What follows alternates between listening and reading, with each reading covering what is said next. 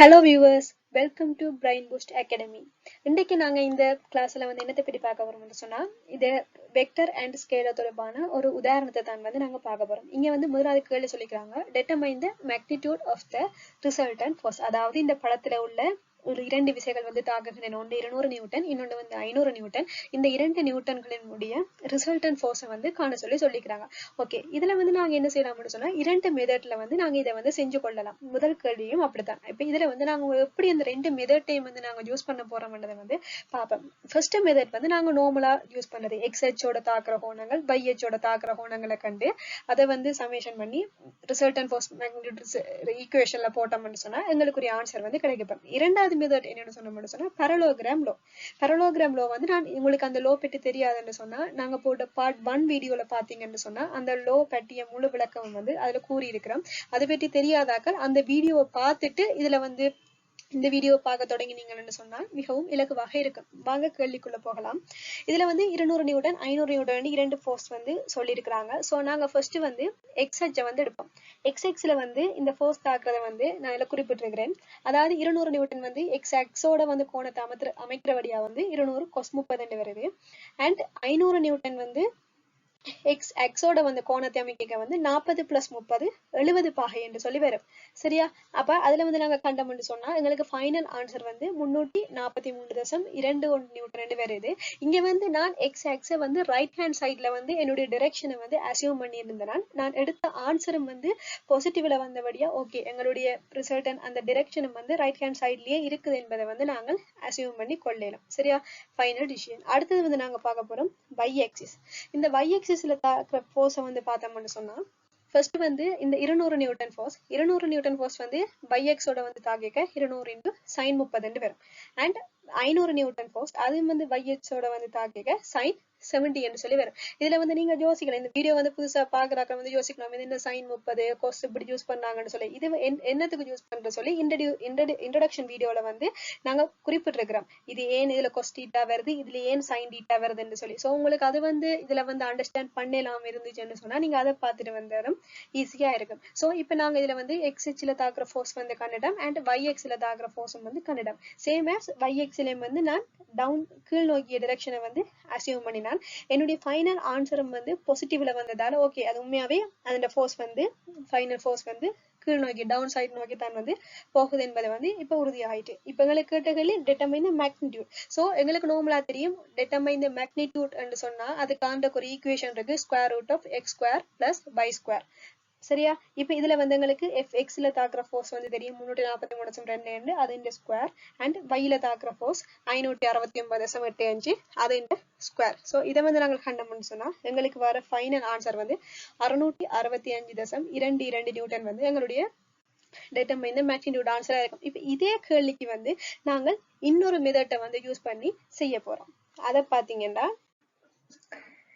இதுல parallelogram low மெத்தட்டை use பண்ணி செய்ய போறோம். நார்மலா உங்களுக்கு பரலோகிராம் லோ என்று சொன்னா என்னென்ன ஒரு இன்ட்ரோடக்ஷன் வீடியோல இருக்குது. நான் இதுல உங்களுக்கு சொல்லிக் கொள்றேன். பரலோகிராம் லோ என்று சொன்னா என்னடா இரண்டு vectors tail to tail connect ஆகணும். பின்பு அந்த டெய்ல் டு டெய்ல் கனெக்ட் ஆகின வெக்டரை வச்சுக்கொண்டு ஒரு பூரணமான இணைகரம் ஒன்று அமைக்க வேண்டும். இப்ப எக்ஸாம்பிளுக்கு பார்த்தோம்னு சொன்னா எனக்கு இதுல 500 நியூட்டன் இந்த வெக்டர், 200 நியூட்டன் மெட்ட வெக்டர். சரியா? இந்த ரெண்டையும் நான் டெய்ல் டு டெய்ல் கனெக்ட் பண்ணிட்டு இவர் 200 நியூட்டனுக்கு பேரலலா ஒரு லைன், 500 நியூட்டனுக்கு பேரலலா ஒரு லைன், இது ரெண்டையும் அமைச்சு என்ன செய்யணும், ஒரு பூரண இணைகரம் ஒன்றை உருவாக்க வேண்டும். ஸ்டெப் 3 என்னவா இருக்கும்னு சொன்னா இந்த டெய்ல் டு டெய்ல் இணைந்த புள்ளியில இருந்து இந்த இணைகரத்துக்கு நாங்கள் வரைகின்ற மூளை விட்டம், இந்த பிளாக் கலரால வரைந்த இந்த மூளை விட்டம் தான் என்னவாக இருக்கும், ரிசல்டன்ட் ஃபோர்ஸ் R ஆக காணப்படும். சரியா? இப்ப இந்த ரிசல்டன்ட் ஃபோர்ஸ் R இந்த வேல்யூவை காண்றது எப்படி காண போறோம்னு சொன்னா இதுல இரண்டு மெத்தட்ல காணலாம். ஒன்று கோசைன் லோ யூஸ் பண்ணலாம், இன்னொன்னு ஈக்குவேஷனை நாங்க யூஸ் பண்ணி செஞ்சு கொள்ளலாம்.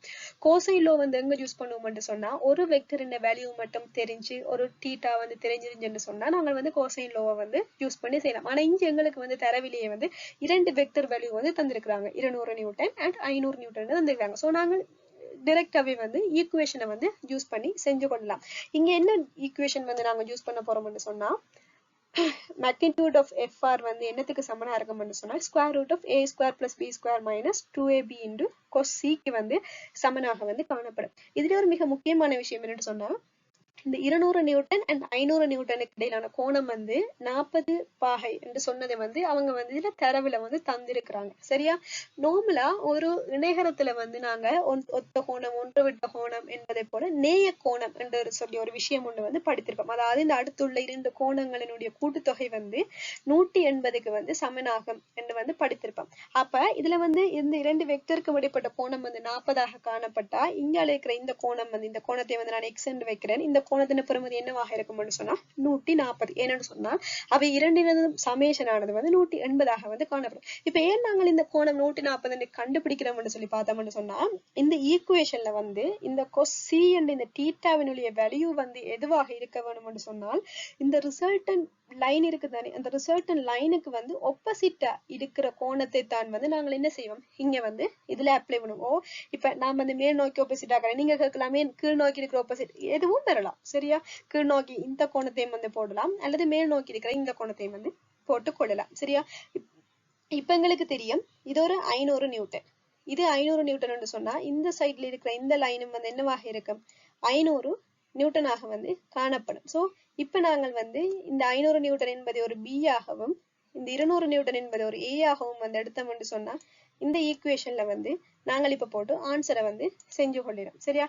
இப்ப நாங்கள் இதை வந்து ஈக்குவேஷன்ல அப்ளை பண்ணோம் என்று சொன்னா எங்களுக்கு வர ஃபைனல் ஆன்சர் வந்து 665.73. நீங்கள் இந்த முதலாவது ஸ்டெப்பை யூஸ் பண்ணி ஆன்சர்ல பாத்தீங்கன்னு சொன்னா அங்கேயும் வந்து நாங்க இதே மாதிரி ஒரு ஆன்சரை தான் வந்து எடுத்துருவோம். சரியா? இதுல வந்து சில கேள்வியில வந்து கேட்டிருப்பாங்க யூசிங் பரலோகிராம் லோ, அதாவது பரலோகிராம் லோவை வந்து யூஸ் பண்ணித்தான் செய்யணும்னு சொன்னா நீங்கள் இந்த லோவை தான் வந்து கட்டாயம் யூஸ் பண்ணி செய்யணும். வேற ஏதாவது மெத்தட்டை வந்து யூஸ் பண்ணி செஞ்சீங்கன்னு சொன்னா அது வந்து பிழையாக வந்து கருதப்படும். இல்லாட்டி கொமெனா ஏதாவது ஒரு ரூலை வந்து யூஸ் பண்ணி செய்யணும். உங்களுக்கு முதல் செஞ்ச இது வந்து மெத்தட் வந்து உங்களுக்கு இலகுவா இருந்துச்சுன்னு சொன்னா நீங்க அதை யூஸ் பண்ணுங்க. இல்லைன்னு சொன்னா இது உங்களுக்கு இலகுவாக இருந்துச்சுன்னு சொன்னா வந்து இதை யூஸ் பண்ணுங்க. இதுல வந்து கோசைனை யூஸ் பண்ணி செய்யற கேள்விகள் வந்து நாங்கள் அடுத்தடுத்து வர வீடியோல வந்து தர இருக்கிறோம்.